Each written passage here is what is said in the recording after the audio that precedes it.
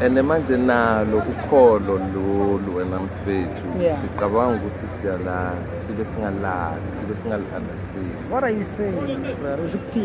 Ngamanye amagama in short wena mfethu kunabantu abaningi ngaphandle ake ngibekise incwadi abayifundayo bafundele ibhuku lebizwa ngokuthi mhlawumbe iBhayibheli njengoba sonke silijwayele. Wami uma sikhuluma iqiniso mina ngafuna ukuku-challengela bathi upastor angazi ubishop wakuphi aphethe ama-emplate angazi itazi esisuka la up until la ihlomba uthiyami. As long as afunda iBhayibheli kimi ngimthatha njengomntana ase-crash. They don't know anything about uNkulunkulu.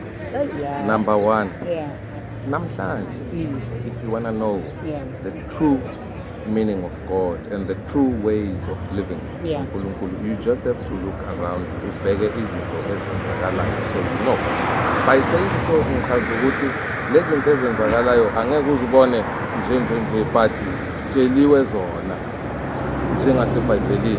Kukhona la kuthiwa khona ngasekugcineni uyobona ngisho ingane noma ubaba noma umama enengane, either way vice versa bavukela omunye kanye nemibuso iyakuvukela, which is what is happening today. In short, mina lokho kwenzakale kimi wona mfethu ukuthi iMadam i-forced ukungilwisa ngale ndlela ngilwise ngakhona, a-forced uku-create i-hatred enganeni ukuthi ingangizonde or a-forced kwenza zonke lezi zinto lezo kudibane nokuthi ngapha abokhada bangangizwisisa ngazi kwenzakalani ngisho nasemakhodi ngilokhu ngirana up and down.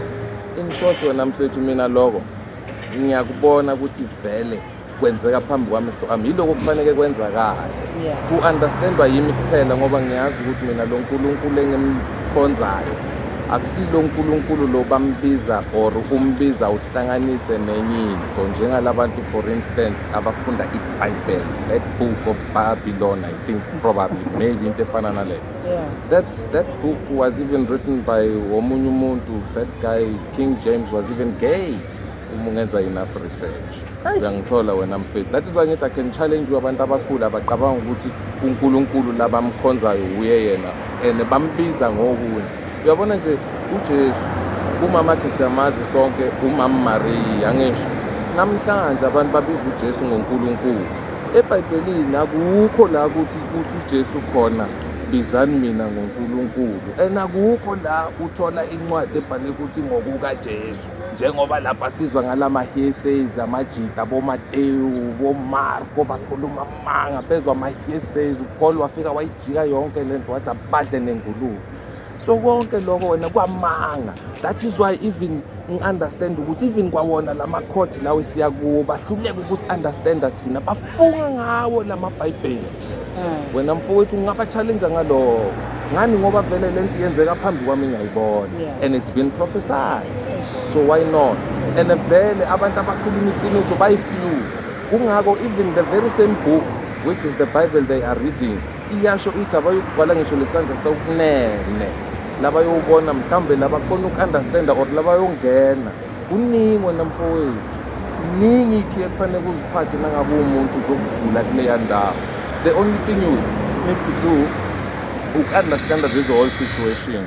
So manje mina anginankinga, ingane ayikho kimi, it's fine. Well, abantwana babafana nginabo bayi-3. It's so unfortunate ukuthi labantwana bami kwamanje I just hope ukuthi bangizwa omunye nomunye. Into engifisa ukuthi uNkulunkulu angenzele yona njengoba ngicela kuwo wonke umuntu ukuthi sithandaze uNkulunkulu, simbonge, sicele i-guidance from yena, siguide please nalabantwana bami laba abenze the righteous sons and then abagayide ngendlela right.